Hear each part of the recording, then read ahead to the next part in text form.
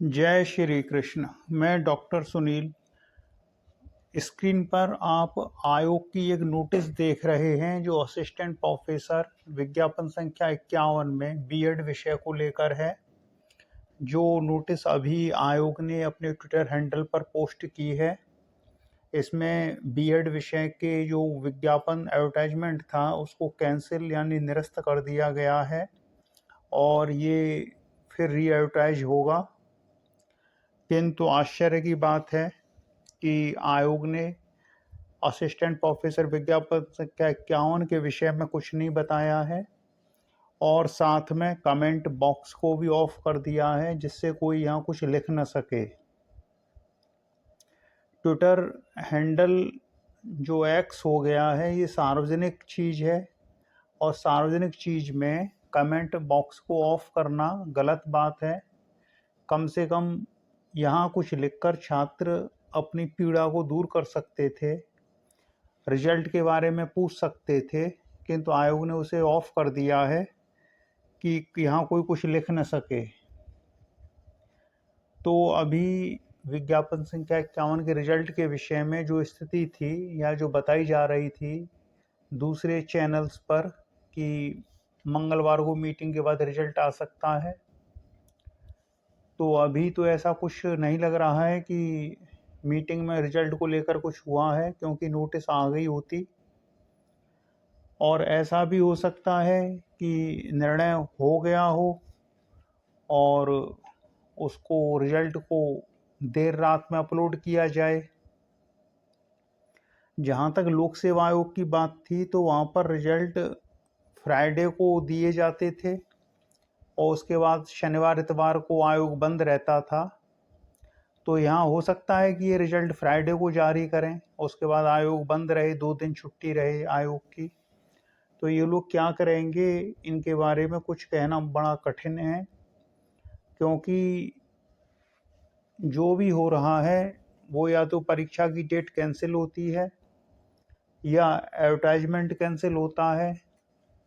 जो भी कुछ है वो नेगेटिव ही है, पॉजिटिविटी जो होती है वो दिखाई नहीं पड़ रही है। कम से कम एक नोटिस के माध्यम से, विज्ञप्ति के माध्यम से बता देना चाहिए कि इंटरव्यू इस तारीख से स्टार्ट होंगे। छात्र कम से कम संतुष्ट हो जाते, फिर रिजल्ट आपको जब देना है आप देते रहते। एक विज्ञप्ति के माध्यम से इंटरव्यू की डेट घोषित कर देनी चाहिए कि अमुक तिथि से छात्रों के विज्ञापन संख्या 51 के इंटरव्यू प्रारंभ होंगे और इंटरव्यू शेड्यूल ये रहेगा। उसको जारी करने में आयोग को क्या आपत्ति है?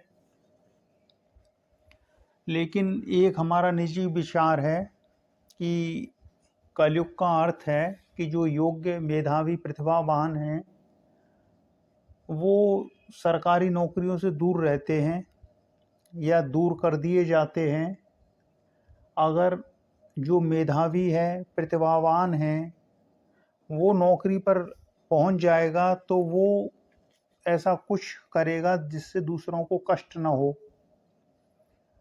और दूसरों की पीड़ा को समझेगा, जबकि कलयुग का अर्थ ही कष्ट है। कुर्सी पर जो व्यक्ति बैठा होगा वो आपकी बात ही नहीं सुनेगा और आपको पीड़ा होगी, यही कलयुग है। तो जो दूसरों की सेवा करने की भावना रखते हैं वो अक्सर चैन से वंचित हो जाते हैं। ऐसा युग का धर्म है, क्योंकि ये कोई सतयुग त्रेता नहीं चल रहा है, ये कलयुग चल रहा है। और यहाँ पर जो भ्रष्टाचार करते हैं या जुगाड़ वाले होते हैं वो आगे आगे चलते हैं और जो धार्मिक धर्मात्मा होते हैं वो धर्म का सहारा लेकर एकांत में हो जाते हैं। तो चलिए एक छोटा सा वीडियो, इससे एक सजगता बनी रहती है वीडियो के माध्यम से। और आप लोग भी ट्वीट करिए, कम से कम योगी जी को लिखिए, शासन को लिखिए। एक ट्वीट आज हमने किया था सुबह जो मोदी जी की डिग्री को लेकर था, उसमें रागिनी नायक ने कहा है कि ये रही मेरी डिग्री, तुम दिखाओ अपनी डिग्री। उसको हम आपको दिखा देते हैं। ये हमारा ट्वीट है, ये ऊपर रागिनी नायक का ट्वीट है, आप देख लीजिए। लिख रही हैं कि हमारी डिग्री इधर है, मोदी तुम्हारी किधर है। मतलब एक जो पीएचडी होल्डर है आप उसकी भाषा देखिए, मोदी तुम्हारी किधर है। अरे मोदी जी भारत के प्रधानमंत्री हैं और आप विपक्ष में हैं और उन्हें प्रधानमंत्री नहीं मान रहे हैं, फिर भी एक वृद्ध व्यक्ति हैं। तो जो बुजुर्ग होते हैं, वृद्ध होते हैं, उनका आयु के नाते सम्मान करना चाहिए। हमने केवल इसी चीज़ को लिखा है कि पीएचडी के साथ साथ आपका स्वभाव भी शांत होना चाहिए। डिग्री किसी व्यक्ति के निजी शैक्षणिक ज्ञान का द्योतक है, किंतु इस आधार पर वह दूसरों को नीचा नहीं दिखा सकता है। हमारी पीएचडी आपसे 16 साल पहले की है और इसके अनुसार आप हमसे बहुत जूनियर हैं।